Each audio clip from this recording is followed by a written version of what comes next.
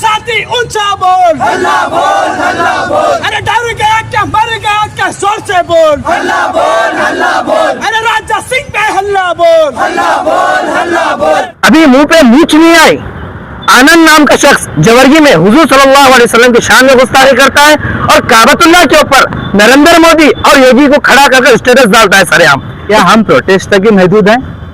क्या ये हम फायरिश कर सकते हैं?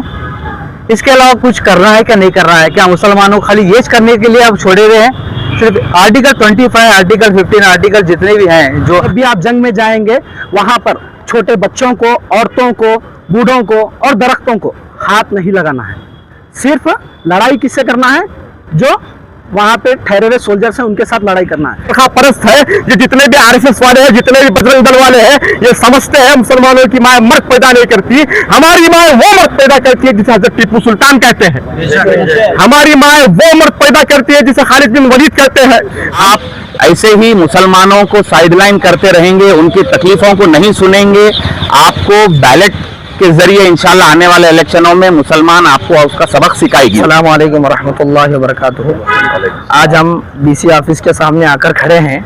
हमारा मुद्दा और हमारी मांग जो है, जो आए दिन मुसलमानों को टारगेट कर कर हुजूर सल्लल्लाहु अलैहि वसल्लम की शान में गुस्ताखी कर कर, मुसलमानों के खिलाफ नफरत अंगेज बयानात कर कर हिंदुस्तान के अमन और सुकून को बर्बाद करने के लिए ये जो लोग पैदा हो रहे हैं, जिनसे सीखकर, जो सियासतदानों से सीखकर, जो बड़े बड़े मंचों पे खड़े होकर ये सबक दे रहे हैं कि हिंदुस्तान के अमन को खराब किया जाए, तो उन लोगों के खिलाफ आज हम यहाँ आए हुए, ये मांग लेकर आए हुए हैं कि ऐसे लोगों के लिए कानून बनाया जाए जिनको ऐसे अल्फाज इस्तेमाल करने वालों को और इस तरीके की सोच रखने वालों को, इस तरीके के बयानबाजी करने वालों को गिरफ्तार कर कर अंदर डाला जाए।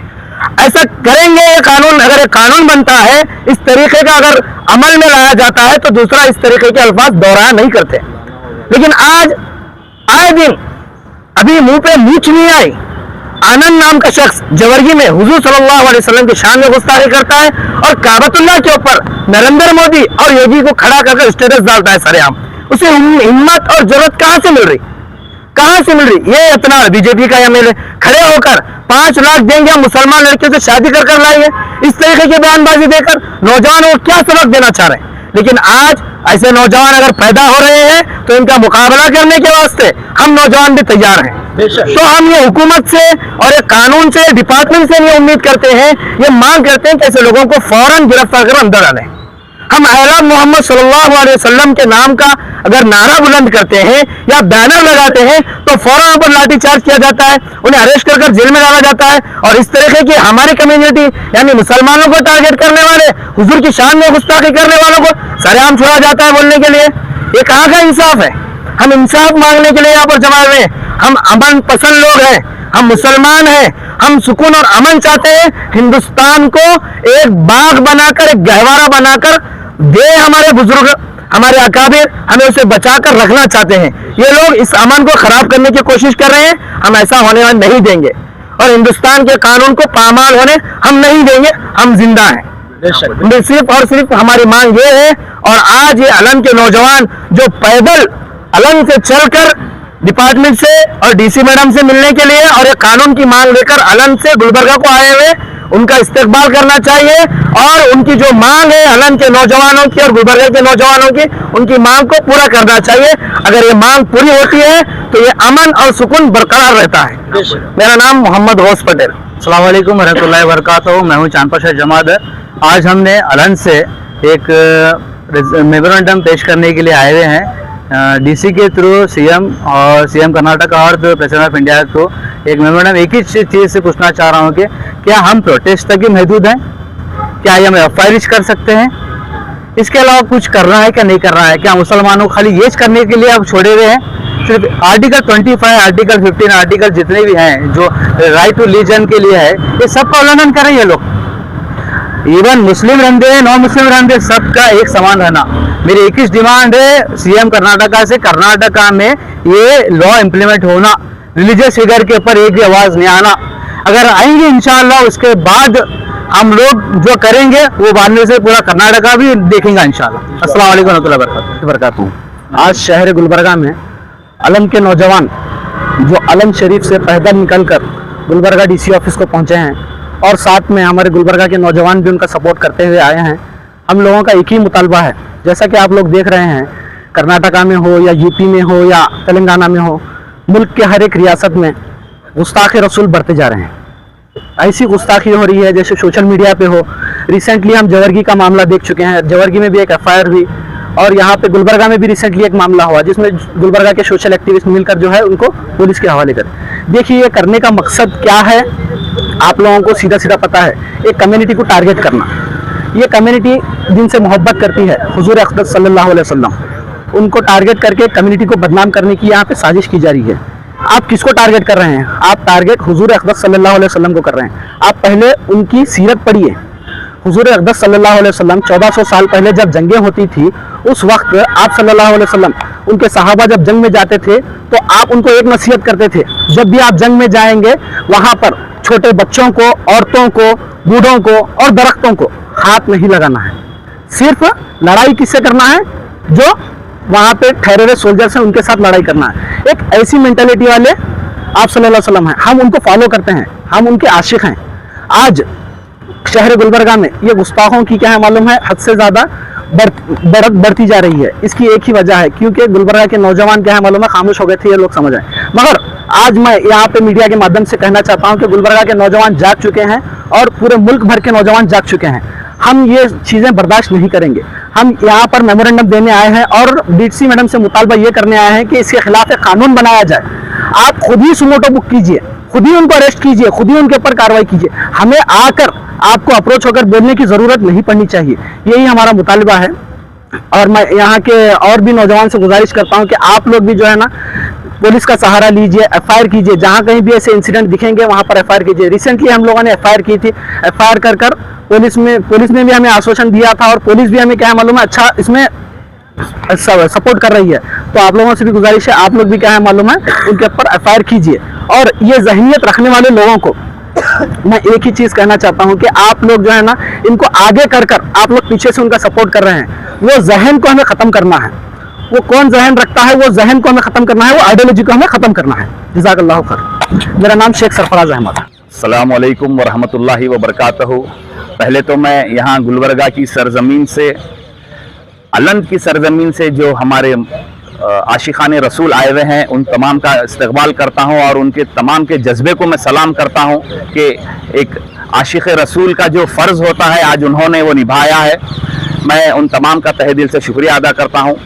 ये आज हम यहाँ पर मेमोरेंडम देने के लिए मौजूद थे, वो एक मेमोरेंडम नहीं बल्कि तमाम इंडिया के मुसलमानों के दिल का एक आवाज़ थी। वो हम बस ये कहना चाह रहे हैं कि एफआईआर कंप्लेंट्स तक बात को सीमित ना रखें।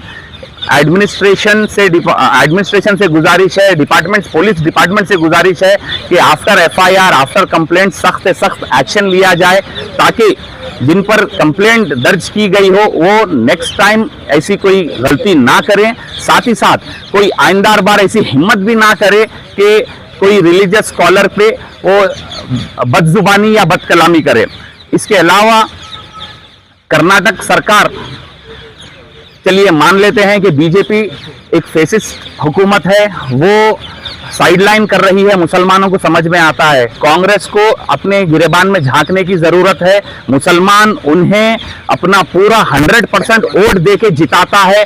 अगर आप ऐसे ही मुसलमानों को साइडलाइन करते रहेंगे, उनकी तकलीफों को नहीं सुनेंगे, आपको बैलेट के जरिए इंशाल्लाह आने वाले इलेक्शनों में मुसलमान आपको उसका सबक सिखाएगी, जरूर सिखाएगी।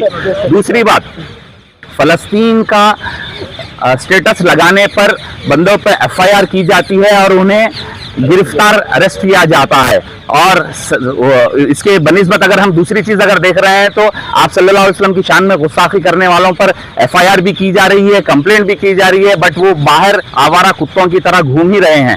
ये बर्दाश्त के खिलाफ बात है, मुसलमान ये बर्दाश्त नहीं करेगा। हम एक डेमोक्रेटिक सेटअप में रहते हैं, कॉन्स्टिट्यूशन पे मानने वाले लोग हैं।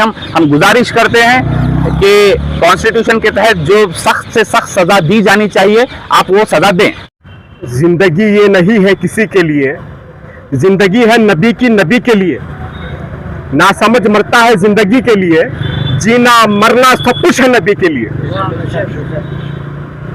ये गुस्ताख रसूल जो आए दिन मेरे आका के शान में, मदीने के ताजदार की शान में, रहमतुल लिल आलमीन की शान में गुस्ताखी कर रहे हैं। ये समझ रहे हैं कि हिंदुस्तान के सेकुलर हिंदुओं से, हिंदुस्तान के सेकुलर मुसलमानों से, हिंदुस्तान के सेकुलर दलितों से, हिंदुस्तान के सेकुलर लोगों से, ये अंग्रेज की विचारधारा रखने वाले, गोडसे की विचारधारा रखने वाले, ये सावरकर की विचारधारा रखने वाले, ये हिंदुस्तान को डिवाइड करने वाले, अंग्रेजों की पॉलिसी को अपनाने वाले और हिंदू और मुसलमानों के दिलों में नफरत फैलाने वाले ये समझते हैं कि नामर्द समझते हैं। मैं कहता हूं, फिर कहता हूं कि मुसलमानों की मां मर्द पैदा नहीं करती। ये जितने भी गुस्ताख है, जितने भी फिरका परस्त है, ये जितने भी आरएसएस वाले हैं, जितने भी बजरंग दल वाले हैं, ये समझते हैं मुसलमानों की मां मर्द पैदा नहीं करती। हमारी मां वो मर्द पैदा करती है जिसे हजरत टीपू सुल्तान कहते हैं।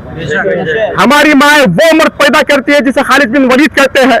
हमारी मां वो मर्द पैदा करती थी जो 72,000 पे भारी थे। हमारी मां वो मर्द पैदा करती है जो हजारों पे भारी थे। हमको तारीख दोहराने पे मजबूर मत करो। जैसे हिंदुस्तान का मुसलमान, हिंदुस्तान का दलित, हिंदुस्तान के तमाम सेकुलर लोग जो है मिलकर इनके बाप दादाओं को, गौरव को, इन गौरव के तलवे चाटने वालों को पता नहीं है कि इनके बाप दादाओं को हमने सीने पे गोली खाकर इस देश के लिए, इस वतन अजीज के लिए अपना खून देकर, इस जमीन को अपने खून से सींच कर हमने इस देश को आजाद किया था। आज वही अंग्रेजों की औलादे, वही अंग्रेजों की नाजायज औलादे हिंदुस्तान का माहौल खराब करने की कोशिश कर रहे हैं। वो यतनाल कहता है, अपने आप को बीजेपी का कुत्ता कहता है। मैं नहीं कह रहा हूं, अपने आप को बीजेपी का कुत्ता कहता है, अपने आप को नरेंद्र मोदी का कुत्ता कहता है।